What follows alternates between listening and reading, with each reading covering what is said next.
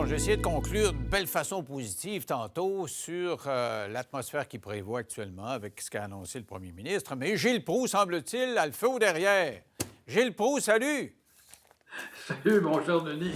Alors, on m'a dit, bon, Gilles n'est pas tellement content de l'annonce qui vient d'être faite. Pourquoi donc?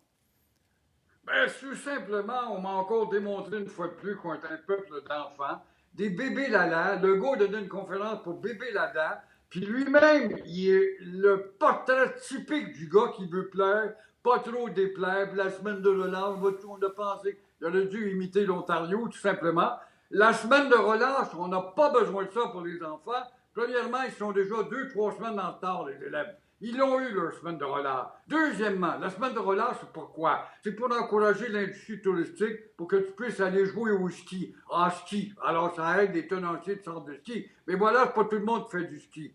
C'est pourquoi la semaine de relâche, c'est pour aller à Disney World. Or, Disney World est fermé cette année. À quoi bon? On aurait dû tout simplement maintenir l'abolition de la semaine de relâche, continuer l'effort pour gagner parce qu'on fait baisser la courbe actuellement, et en même temps, ne sait-on pas, quand j'entends le beau, il n'y aura pas de barrage, les barrages, ça importune, je regrette les statistiques, Denis, je ne rêve pas, les statistiques des compagnies d'assurance vont te le prouver. Il y a toujours un bassin dans les statistiques des compagnies d'assurance. Par conséquent, le Québec, un 10 à 15 de tricheurs. Ça aurait été une occasion, au contraire, de mieux contrer, mieux contrôler cette crise qui n'en finit pas. Et moi, je suis bien d'accord avec le scientifique que tu avais tout à l'heure. Laissez donc le temps. On va être vacciné, là. Israël a été vacciné presque au complet. Est-ce qu'Israël est sur pied encore? Parce que je sache. Tout le monde a un pays dans le monde qui est sur pied. Parce que je sache. Mais quand même, laissons passer le temps et tâchons avec le vaccin de nous habituer à cela au même titre qu'on s'habitue à une vilaine grippe l'hiver. Voilà mon point de vue et voilà ce qui m'a déçu dans la conférence tout à l'heure. On lui a demandé s'il n'était pas infantilisant. On va en parler avec Frédéric Bérard qui se joint à nous. Salut Frédéric. Salut! Alors, Gilles qui fait une sortie en disant un peu, on lui a posé la question en conférence de presse, Monsieur Legault, vous êtes un peu infantilisant peut-être avec votre ton. Là. Qu'est-ce que tu as à dire sur ce que Gilles vient de dire? Là? mais il est infantilisant depuis le début, là.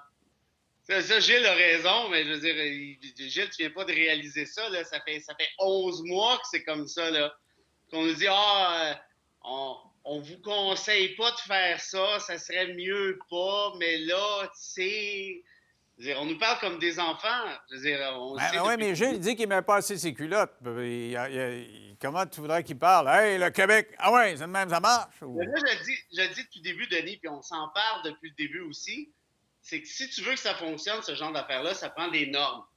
Puis des normes, ben, c'est clair, c'est précis, tu sais à quoi t'attendre, tu le suis. Tu peux pas suggérer des choses non Mais plus. il y en avait, Frédéric, parce que tantôt, Karine nous a montré un tableau, je ne sais pas si on peut le remonter, le remontrer. On avait, du côté de la santé publique, dit aux régions, regardez, si vous atteignez telle cible, tant de cas, tant d'hospitalisations, regardez, la cible pour le passage en zone orange, ça prenait pour la capitale nationale, entre 40 et 50 cas par jour, hospitalisation de 70, mais bon.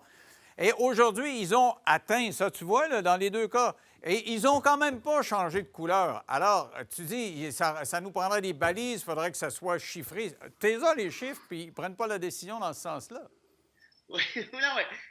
Je comprends, là, puis je comprends que c'est pas évident non plus, là, ce qui se passe. Gérer une pandémie, là, c'est pas. On s'entend, là. Il y a personne, il n'y a aucun dirigeant à travers le monde, ou en tout cas, tout le moins à travers l'Occident, qui sait précisément ce qu'il peut faire. Mais cette espèce de ton un peu paternaliste, si vous faites ci, on va vous donner ça. Geneviève Guilbeault est un peu comme ça aussi. Euh, Puis même, en fait, le docteur Arruda, là, qu'on voit présentement à l'écran, qui nous disait, hein, il nous a dit ça à quelques reprises, là, attention, là, je peux être un very bad boy, very bad boy. Tu sais, là, la maîtresse va se fâcher, va nous donner une paire de claques sur les fesses, puis on va être en punition. Écoute, je pense que dans tous les cas, là, ça achève cette pandémie-là, qu'on peut en penser ce qu'on en veut, là, mais les vaccins s'en viennent. Les efforts de vaccination sont partout dans le monde, ou à peu près en fait en Occident. Au Canada, c'est plus difficile, mais je pense sérieusement qu'on est dans les derniers milles comme tel, puis c'est là-dessus qu'on devrait mettre l'accent plutôt que sur les espèces comme tu dis, en fait, de mesures un peu infantilisantes, là, comme expliquait Gilles.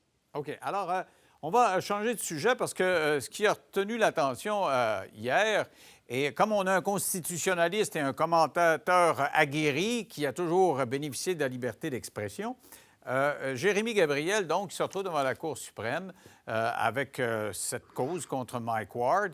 Et là, il y a des humoristes qui ont dit ça n'a pas de bon sens que ça se retrouve en Cour suprême. On va limiter la liberté d'expression des humoristes. On ne pourra plus faire de blagues. Là, on connaît les circonstances des blagues qui avaient rapport au physique, au handicap. De Jérémy Gabriel. Et là, les questions ont été quand même assez solidement posées par les juges.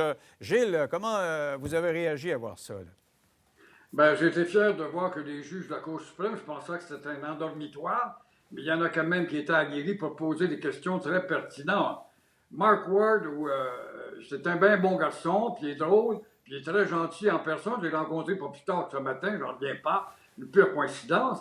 Mais est-ce qu'il sait que la liberté, c'est bien beau, mais on l'a galvaudé? Et puis ces gars-là sont devenus millionnaires au bout d'un an, faire du comique, standing comique, avec la vulgarité, le joual, la scatologie, puis envoyer donc tout ce qui n'était pas permis il y a 20 ans.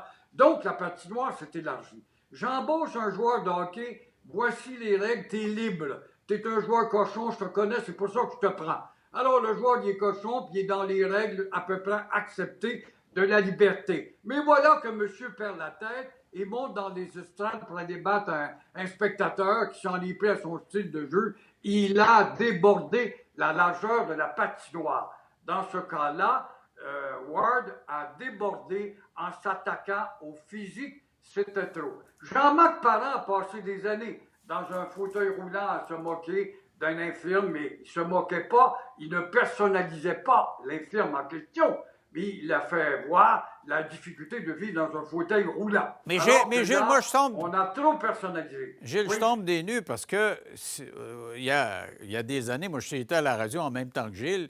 Frédéric, tu es peut-être trop jeune, mais Gilles, là, la liberté d'expression, mettons qu'il l'a utilisée au maximum, il y a eu bien des poursuites. Puis dans le joueur cochon qui monte de battre avec le monde, là, Gilles était pas mal dans la gang. Donc, la liberté d'expression, le Gilles Proulx, il y a 20 ans, aurait dû se faire fermer le clapet par la Cour suprême. C'est un peu comme ça qu'on raisonne. Non, pas du tout. J'étais un nylon du Canadien.